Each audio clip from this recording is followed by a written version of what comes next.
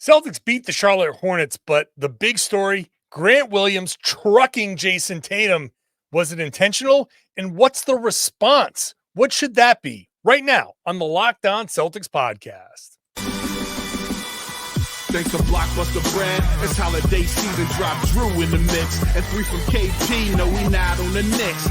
Flushing competition like Al on Giannis. Juice and Big Juice, still Beantown's finest. Banner 18 going up in the rafters. Watch the C's game in Locked On after. Karalis on the breakdown, clutch like a tip from D. White on the breakdown. John on the mic, documenting domination. Matter pen a back bay, it's all C's nation. Rain and J's, how we started, raising banners, how we finish. Locked On Celtics pod, home of the winners. Peace. Hey there, welcome back to the Locked On Celtics podcast. It's right here on the Locked On Podcast Network, where it's your team every day.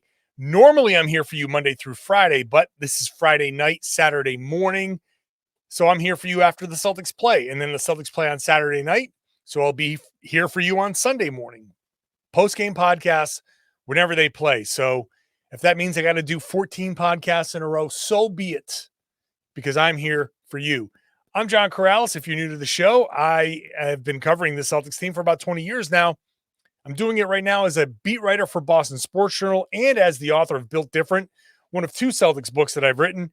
Buy it at johnkaralis.com for $30, shipped, personalized, signed, all of that stuff, wherever you are in the United States. $30, pretty good deal. If you already have the book, I have labels that, I will stamp and make sure that it's authenticated and all of that stuff. $10. Boom. There you go. You got it. Stick it to your book. And now you have basically a signed copy of the book. So go ahead and do that.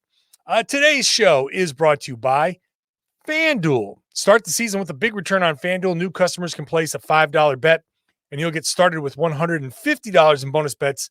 If your first $5 bet wins, visit FanDuel.com to get started. We're going to get started with the Celtics beating the Charlotte Hornets 124-109. But forget about the game for a second. Everybody's talking about Grant Williams just bulldozing Jayson Tatum with a couple minutes left to go in this game. It's obviously the big story. It's everything that they were asked after the game.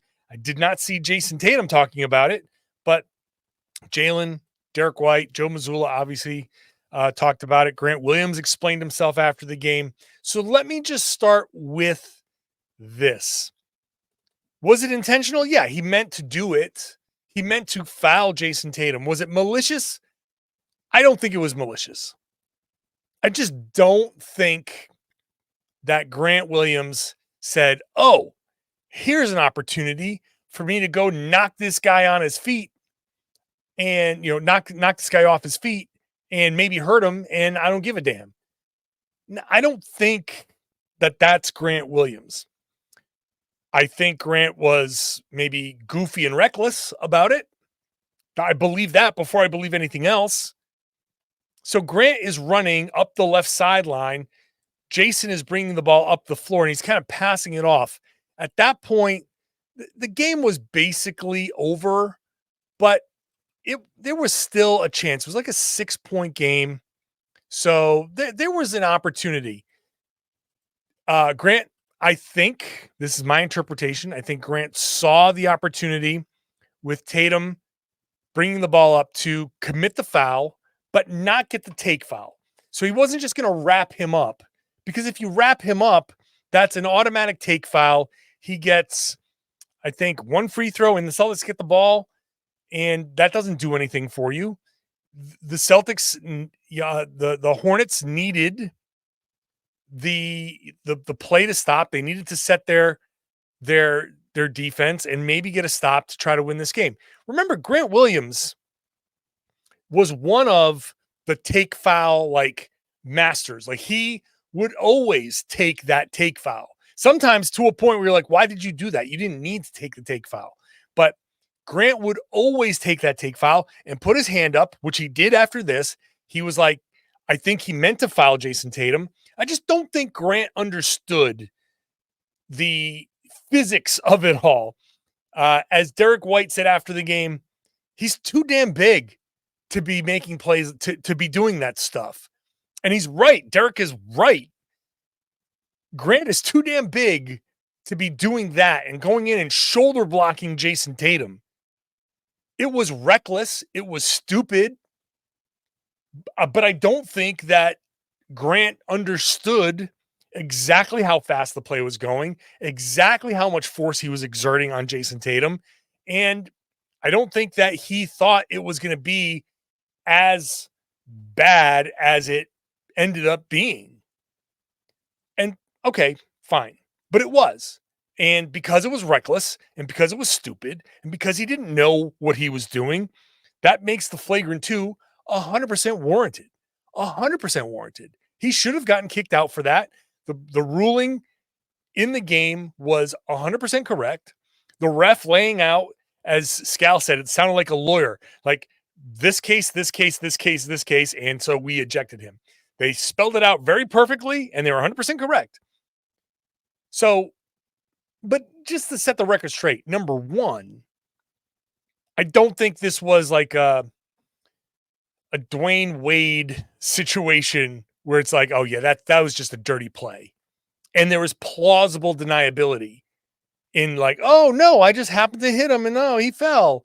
Now, I think Grant was just reckless and unaware, but that does not absolve him of the penalty. But here's what I think the reaction should be. I think the Celtics, first of all, anybody that was invited to Grant's house, I hope they didn't go. Grant said after the game, like, oh, I had wings and stuff all made, and I was hoping everybody would come over. Sorry. I hope he ate all the wings, and, I hope there are leftovers. I hope they get donated to some, homeless shelter or something Saturday in Charlotte.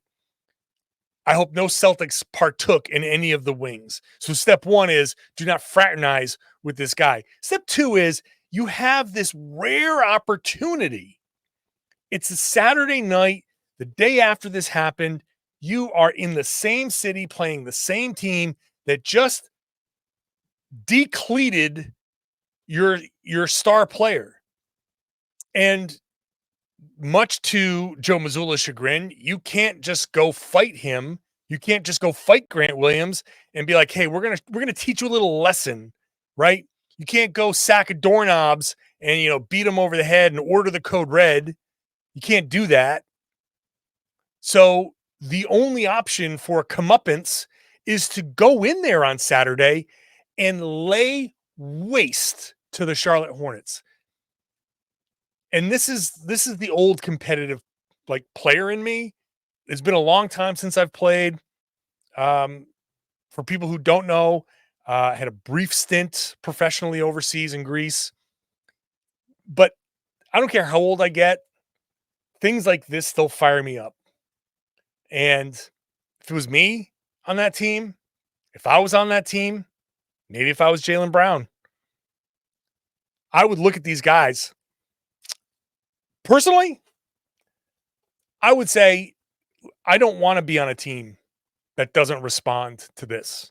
I am going to go out there today. With the express purpose of making sure that they know, that the Charlotte Hornets know, and by proxy, the entire NBA knows that you cannot do this to one of us. I am going to go out there and I'm going to make sure by just eviscerating them on the court, by defending them with it's game 7 of the NBA Finals. For us, tomorrow, this Saturday night game, we are approaching it like it is a playoff game, an elimination game, and we are going to spend 48 minutes with complete focus, with complete intent on dominating, and we are going to shut them down, and we are going to score, and we are not going to stop scoring, and we are not going to stop defending, and we're going to go up 10 and 20 and 30 and 40 and 50 if we have to. I don't care. I don't care if we're up 50 in the second quarter. We'll go up by 60 if we have to. They will know. They will know that you cannot go just truck one of our guys. You don't get this opportunity ever in the NBA. Normally, you would just have to move on. This is such a rare chance to send an actual honest to goodness message. And we talk about messages all the time, and sometimes it's overblown. To have a game in that same building against that same team that very next night, oh, baby, I'm getting juiced up because I would want this entire team.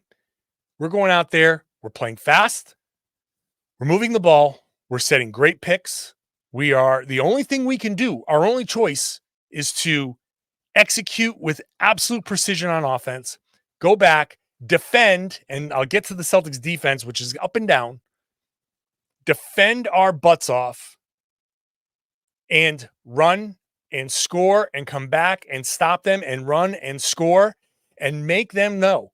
And the rest of the league should know that if you try to pull this, we will bury you. We will bury you. We will embarrass you, and we will make sure that you know that this is because of what you did. And when you're up 50, and if I'm Jaylen Brown, up 50, and I just dunked on somebody, I would find Grant Williams on the bench and be like, this is your fault. This is on you. Every time I did something in this game, if I'm Jaylen Brown and capable of doing that stuff in the game, I would look at Grant and be like, this is your fault. Every single time. Jayson Tatum dunks on LaMelo Ball. I would find Grant and be like, that's your fault. I would make sure everybody on that Charlotte team knows. If I dunked on somebody, I'd be like, this is because of what Grant did. I would say it the whole game. That's how you respond. That's how you let them know. Because at the end, when they lose by 50, and they have to sit there and be like, oh my God, what just happened to us? And they got to look at Grant Williams and be like, yo, get yourself together. Do not do this again. Get in their heads. Get in everybody's heads. That is how you respond in 2024. In 1984, the response already would have happened. Nemish Queta would have just taken Grant Williams and clubbed him over the head like Robert Parrish on Bill Laimbeer. Can't do that anymore. So this is what you got. And so this is what you got to do. That's how you go and you respond. Let's talk basketball. Let's talk about shot selection because Jayson Tatum had some interesting comments before the game. We saw a little bit of it during the game. We'll talk about the Jays. We'll talk about Queta. We'll talk about the defense. All coming up in just a second. Today's show is brought to you by FanDuel. It's America's #1 sportsbook. Why is it America's #1 sportsbook? Because if you place a $5 bet and you win, you get $150 in bonus bets. So go download that FanDuel Sportsbook app or go to FanDuel.com, join today, sign up, and place that first $5 bet. The app gives you everything you need to place live bets on the NFL or NBA all in one place or other sports. If you get a hunch in the middle of the game, you can check out the latest stats, live play-by-play, and a whole lot more on that same page where you place your bets. It's at FanDuel.com. Place that first $5 bet. If you win, $150 in bonus bets. Use the tools that they have so you're setting your limits, you're setting your budget. Have fun with your disposable income. If it's $5 a week or a month or $50 or $500, whatever you can manage is what you can manage. Set your limit and go have fun at FanDuel. It's America's #1 sportsbook. Never waste a hunch and make every moment more with FanDuel, an official sportsbook partner of the NFL. Thank you for making Locked On Celtics your first listen every day. This should be the second podcast if you're listening on the audio feed. Be like, wow, 2 podcasts after this game. One of them is Locked On Celtics Postcast with Steve Lennox. He fires up a live post-game reaction on the Locked On Sports Boston YouTube page within 5 to 10 minutes after the game. That's there. That when they're done, the audio goes on to this audio feed. Then my podcast comes on this audio feed, and it's released on the Locked On Celtics YouTube page. So you've got 2 YouTube pages and 1 audio feed for all of your post-game Celtics content. So make sure you're doing all of that. So, we're making sure that you are covered. Before the game, at shoot-around, Jayson Tatum responded. I'm not going to say he responded directly to my criticism, because I think there was plenty of criticism in the film session, to taking 18 3-pointers in the last game against Indiana. And he said, I settled a lot. And he said there's probably 8 of those 3-pointers that, right off the top of my head, end of the first quarter, in overtime, 8 3-pointers that I settled for. I wish I could have those back, which is great. So self-awareness, that's good. And a response by going out there and not taking 18. He took 9, which is a normal amount. 3 of 9, fine. If he hit his next one, if he took one more and was 4 of 10, if maybe there weren't flagrant fouls, because he feasted. He had 32 points on the night, but he had 25 before all of the free throws. He took 7 free throws in the last couple of minutes. 3 of them were on the flagrant foul for LaMelo Ball for the landing spot foul. 2 of them were the flagrant 2 on Grant Williams. And then he had a couple of other ones there at the end, a technical free throw. So he padded his stats a little bit there with the free throws down the stretch. But if he had the opportunity to take another 3-pointer and he made it, it would have been 4 of 10. That's 40%. That's exactly what you want to be. 9 of 19 shooting. So a little bit more judicious with him. 32 points, a plus 16. He had 3 assists, 3 steals. So overall, a pretty good bounce back game for him. Jaylen Brown, the shooting still not there. Overall, he had moments where he was typical Jaylen Brown, right? He had stretches where he was carrying the offense. He had 5 assists, leading the Celtics with Derek White, who also had 5 assists. So overall, Jaylen had, I'd say, a pretty good game, but he was 0 of 6 from 3. That's something that I think will correct itself. But he is struggling over his last 3 games from 3. He's only hit 1. I think he's 1 of 20, 1 of 21, 1 of 22. It's not great. But overall, a pretty good Jaylen Brown game. I want to see him when he attacked LaMelo Ball. That was like, that's something you should go at over and over and over again. Attacking LaMelo Ball should be the course of action. I've talked about how the Celtics are very good at attacking mismatches. LaMelo Ball defensively, just go at him, just decimate him. Jaylen did a good job of that. The Celtics actually won the points in the paint, 56-44. That's the first time that's happened this season. The Hornets were without their top 2 big men after Nick Richards went down. So obviously there was opportunity at the rim for the Celtics. So they did a good job of attacking. I think in the first quarter, they overcorrected a little bit because of the 29 3-pointers between Tatum and Brown. I think they went to the rim sometimes when I was like, no, you actually can. That's a 3 you could have taken. That's fine. Or you could have kicked it out there. That would have been fine.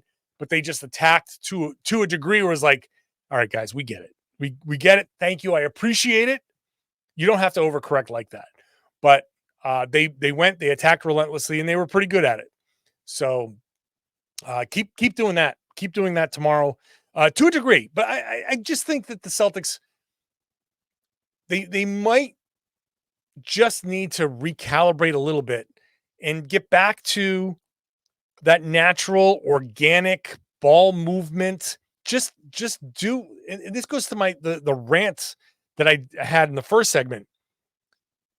This isn't about saying Jayson Tatum should go out and score 60 against the Hornets, although he typically does like performing in North Carolina. He's a Duke guy, so the arena is not far from Duke, so he likes playing in front of not just transplant Celtics fans, but also Duke fans who are there. So maybe he does score 60. I don't know. That would also be a message.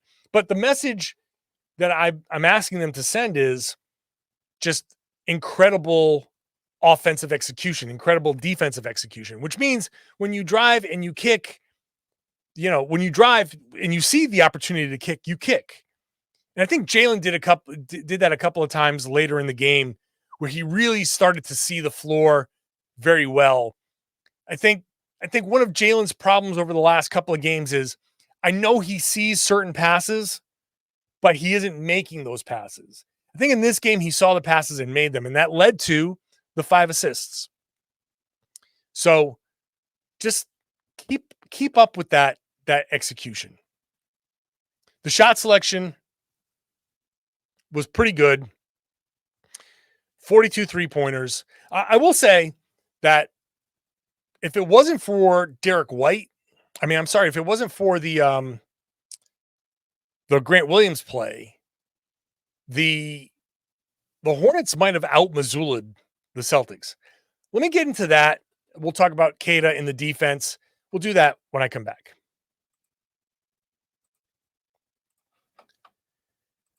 Today's show is brought to you by Game Time. It's the place to go for all of your last-minute tickets. If you want tickets to, a show, look, it's Saturday night. Maybe you're not interested. Maybe you want to record the Celtics. You're going to go out, you'll record the Celtics and watch them on Sunday. That's a fair thing to do.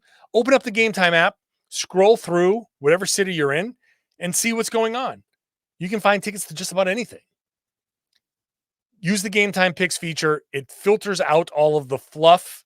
It makes getting the tickets you want for all your favorite events easier, so you don't have to waste your time scrolling through. The curation will help save you time. The all-in pricing shows you the total up front. You just got to click that feature on, and you see the totals up front. The panoramic view from your seat is there, so you can see what you're going to see. And the lowest price guarantee means if you find that ticket somewhere else somehow for less, you get 110% of the difference credited to you. So you're going to get that lowest price. Take the guesswork out of buying tickets with Game Time Picks. Download the Game Time app, create an account, use the code LOCKEDONNBA for $20 off your first purchase. Terms apply. Again, create an account, redeem the code LOCKEDONNBA, LOCKED, LOCKEDONNBA for $20 off. Download Game Time today. What time is it? It's game time. Thanks for making Locked On Celtics your first listen every day. Make sure you're getting our free daily newsletter Monday through Friday in your inbox. Go to LockedOnDaily.com, click on the Celtics, and enter your email. And every day, Monday through Friday, from me, and you will get a national story, a fantasy story, and really good stuff written specifically for this newsletter. So go check it out. LockedOnDaily.com. So weirdly, it's almost like, was it a Halloween body switching thing? The Celtics won the points in the paint battle, 56-44, but they lost the 3-point battle. What happened here? The Celtics shot 13 of 42 from 3. The Hornets shot 19 of 48. So the Celtics were the ones outscored. 6 3-pointers, so 18 points. They're outscored by 18. They won by 15 because they had a 29-6 edge on the free throw line. Now, again, 7 of those came late. So you can say 22-6. But still, a significant free throw advantage for the Celtics. And, of course, the points in the paint advantage. The Celtics forced 16 turnovers and scored 24 points off of those turnovers. That's how you get a lot of those points in the paint. But Charlotte was very close to out-Mazzoula balling the Celtics. They know they've got the talent, they've got the shooters, the potential for guys to go and hit threes. So run your offense, spread the floor, and make sure you're keeping pace with the Celtics. It's the only way you have a chance against Boston. They're going to put up 40 to 53 pointers a game on any given night, maybe more. So you have to keep pace. You have to make sure you are firing. Now, 14 of those came from LaMelo Ball, and he had been having a pretty good season. He was 5 of 14 here in this one, so that was not great. But they kept up on the 3-point line. That kept them alive. Trey Mann was awesome in this game. You can't let Trey Mann get going. Trey Mann, that steal on Derek White, that was, again, role reversal. Derek White's supposed to make that play on Trey Mann, not the other way around. So I don't know what happened in this game, but it seemed like everybody switched bodies or switched brains or something. But I expect Charlotte to do the same thing. Now, I just flat out do not have any respect for LaMelo Ball. I don't think he's a winning player. I wouldn't want him on my team. I wouldn't want Miles Bridges on my team. I think their immaturity is evident. If I'll just say this, if Charles Lee is going to set the culture in Charlotte, those two guys got to go. Bridges has to go. Ball has to go. You got to find different people to build your team around. It's just those guys are not winning players. That's not winning culture. So those guys have to go. That's just a side note. Trey Mann could be your guy. He was awesome. So the Hornets are going to shoot the threes. They're going to do what other teams can't do and try to keep up with Boston from three. The Celtics have to defend that, which means they're going to have to run guys off the line, which means they're going to have to protect the rim. Now, Saturday night, they're going to have Al Horford. They didn't have Al Horford in this one because of the load management. I expect him to play in the back half of the back-to-back. Giving him the extra day off. Okay, sure, that made sense. So he'll get an opportunity on Saturday night. That'll change the dynamic some. But they're going to need to protect the rim and force the Hornets into long twos, long mid-range jumpers. Nemish Queta was great in this one. He had a stretch. There was one possession where the Celtics gave up 5 chances for the Hornets. They finally cashed in on the 5th one. And that's where Mazzulla was like, get Cornette back in the game. But aside from that little stretch for Queta, the rest of the game, he was really, really good. And it's just another example of, you can call on somebody, and sometimes it's Queta for 24 and a half minutes to go out there on a night where you don't have Horford. He can step up. Xavier Tillman didn't play. I'm surprised. I thought this would be a game for Tillman, but nope. This was Queta's night. 6 of 6, an incredible poster dunk. Couple of dunks in there for him. A lob, I believe. Another great offensive rebounding night. 4 offensive rebounds. He was really, really good for a lot of it. Now he had, like I said, he had that one bad stretch, but that was it. And you can't expect him to be perfect, but Queta was really good. The defense in the second half was better. The second quarter was terrible. The third quarter had a bad stretch at the end. Brian Scalabrine openly said, I don't think these guys have the same motivation to defend like they did last year. They're just not sitting down and guarding the way they did last year. They feel like they can flip a switch. And I think he's right. I think the Celtics think they can flip a switch. Going back to my first segment, I want to see them play the 48 minutes of defense. If they can go out there and send a message with 48 minutes of incredible defense against this team, we'll see them at their absolute best. And maybe it'll be like the message that I want them to send, but it might also be a message to themselves to be like, hey, this is what you can do every night. You just got to go out there and find the motivation. You got to find it within you to do it every night. I agree with Scal. I don't think the Celtics are giving full effort the way they did last season defensively. I think they probably feel like they can outscore everybody. So the Celtics are going out there with the expressed purpose of, I feel like the Celtics by the All-Star break will be number 1 or 2 in offense and like number 9 defensively. And I feel like they'd be cool with that. I just don't think they're going to spend the first half of this season defending the same way they did last season. Because last season they had something to prove, and this season they do not. They got to save themselves. So I think that's how they think, that they're going to save themselves. I would not be surprised if second half Celtics were the best defensive team or top 2 or 3 in the league.